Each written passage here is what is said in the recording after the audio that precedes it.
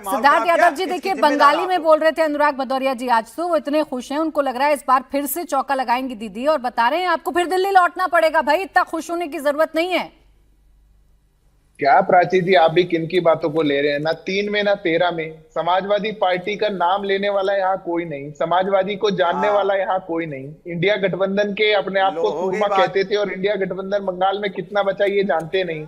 और बैठ करके 2 लाइन लेकर के जो टीवी जीवी अपने आप को बना करके हर जगह रेलेवेंस अपनी साबित करने का जो प्रयास है, उस पर क्या जवाब दिया जाएगा? अरे बंगाल की जनता से जाकर के पूछिए, बंगाल की जनता से। अभी ये अपने बैठे हुए देखिए कितना अच्छा बैकग्राउंड है, पीछे फूल लगा रखे हैं, बहुत अच्छा पर्दा टंगा हुआ है। मैं कहाँ बैठा हूँ? मैं बैठा हुआ हूँ अभी जहां पर अमित शाह जी का रोड शो शुरू होने वाला है प्राची जी।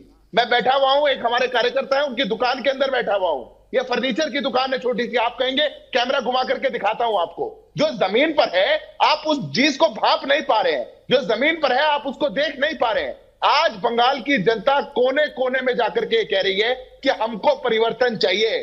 15 साल पहले परिवर्तन का नारा लेकर के ममता बनर्जी ने सरकार पश्चिम बंगाल के अंदर बनाई थी, और उस परिवर्तन के नाम पर पश्चिम बंगाल को क्या मिला? 6,000 के ऊपर कंपनियां यहां से बाहर चली गई, महिलाओं पर अत्याचार बढ़ गया, तुष्टीकरण की राजनीति हो गई, घुसपैठियों को आकर के बैठा दिया गया, 26,000 नौकरियों का स्कैम हो चुका, यहाँ के जो युवा थे उनको पलायन करना पड़ रहा है। ये स्थिति है। तो आप तो सर अपना चेहरा प्राची जी, मैं ऐसे डिबेट नहीं करता। ये अभी 15 मिनट बोले, मैं एक शब्द नहीं बोला। ये कैसी बदतमीजी हुई? कहीं जहां बैठे हुए एसी चल रहा है, फिर कह रहे हो कि हम आए बहुत कष्ट में, तो फिर आप टीवी डिबेट में क्यों? अब तक तो रैली वहां पे वोट मांगते रहना चाहिए, वोट में आप लथपथ होना चाहिए। अनुराग जी, तो आप दिखाई नहीं पड़ रहे। अनुराग जी, बेहतर है कि आप इंडिया अलायंस के नेताओं को देखें, उन्हें सुने, टीएमसी वालों को देखें, बजाय इसके कि सिद्धार्थ यादव कैसे दिख रहे हैं, उनके चेहरे पर पसीना है या नहीं, बजाय इसके आप अपनी तैयारियां देखें, ज्यादा बेहतर होगा। ये तो आश्वस्त है भाई, ये तो आश्वस्त है अपनी जीत को लेकर, तो कंप्लीट करने मेरे को उत्तर पूरा करने दीजिए। बोले ये ना 3 में ना 13 वालों को आप इतना समय दे रहे हैं, इनको उसका 1.1% वोट भी नहीं मिलता है बंगाल में। चुनाव भी नहीं लड़ते हैं लोग, आप भी ना जाने किनको बुलाते हैं, बैठाते हैं और उनसे बुलवाते हैं। पश्चिम बंगाल का चुनाव पूर्ण रूप से TMC versus Bharatiya Janata party है। 15 साल पहले जो वादे करके ममता बनर्जी आई थी, वो वादा खिलाफी यहाँ पे जनता के साथ हुई है।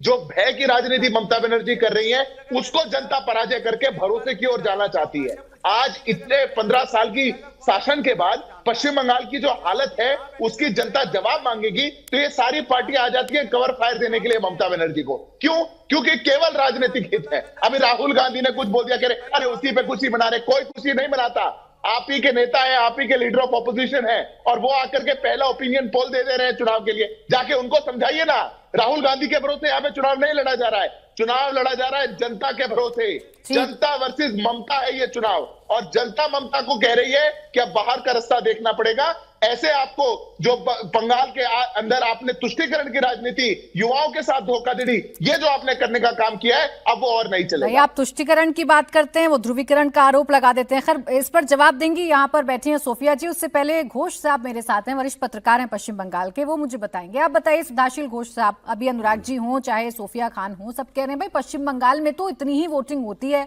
इस पर इतना खुशी जाहिर करने की कोई बात नहीं है, बीजेपी के फेवर में कुछ है नहीं। ये ममता बनर्जी की जो लोक लुभावनी योजनाएं हैं या जो जन कल्याणकारी योजनाएं हैं, उसका इंपैक्ट है कि आज वोटर घर से बाहर निकला है। आप कैसे रीड कर रहे हैं सर इन आंकड़ों को? देखिए, यहाँ पर जो पोलिंग है, जो जिस एरिया में आज पोलिंग हो रहा है 152 असेंबली, यहाँ पर जनरली पोलिंग थोड़ा हाई होता है।